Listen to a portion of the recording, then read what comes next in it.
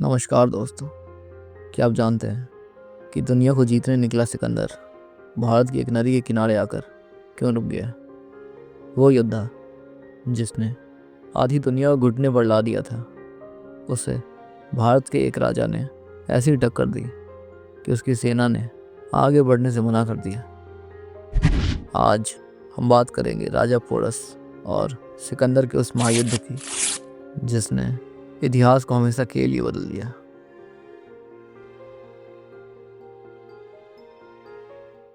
साल था 326 ईसा पूर्व।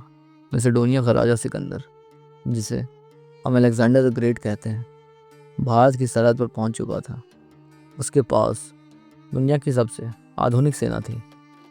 तक्षशिला के राजा अंबी ने तो डर के मारे हथियार तक डाल दिए थे।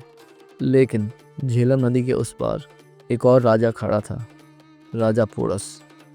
पोरस ने सिकंदर को संदेश भेजा, मैं मिलूंगा तो सही, लेकिन दोस्ती के लिए नहीं, युद्ध के मैदान में। झेलम नदी तूफान पर थी। सिकंदर के लिए नदी पार करना नामुमकिन था। लेकिन सिकंदर बहुत चालाक था। एक तूफानी रात में जब बिजली कड़क रही थी, उसने अपनी सेना को चुपके से नदी के दूसरे पार उतार दिया। पोरस को उम्मीद नहीं थी कि कोई इतनी खतरनाक रात में नदी पार करेगा। सुबह होते ही युद्ध छिड़ गया। पोरस के पास एक ऐसा हथियार था जिसे देखकर ग्रीक सैनिक कांप उठे। विशालकाय युद्ध हाथी। ये हाथी चलते फिरते पहाड़ की तरह थे।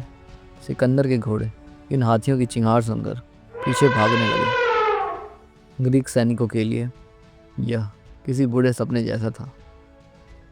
घंटों तक खून खराबा चलता रहा। पोरस खुद एक ऊंची हाथी पर सवार होकर लड़ रहे थे।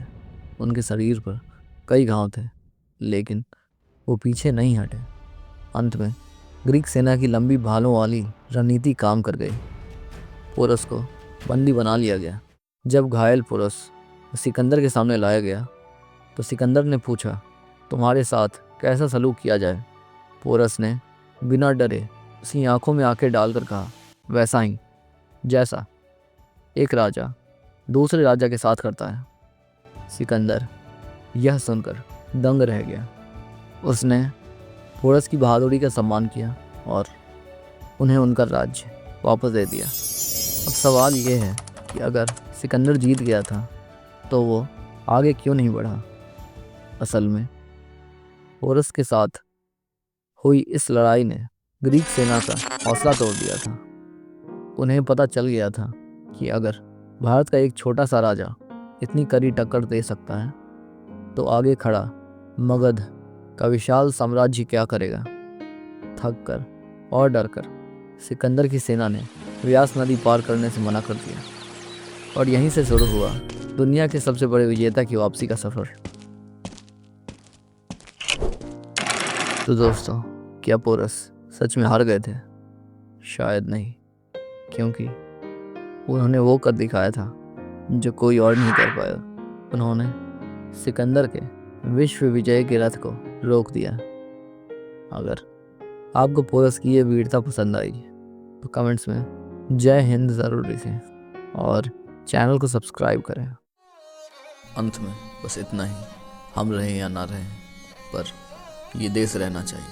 इसकी गरिमा और इसका इतिहास हमेशा अमर रहना चाहिए। जय हिंद।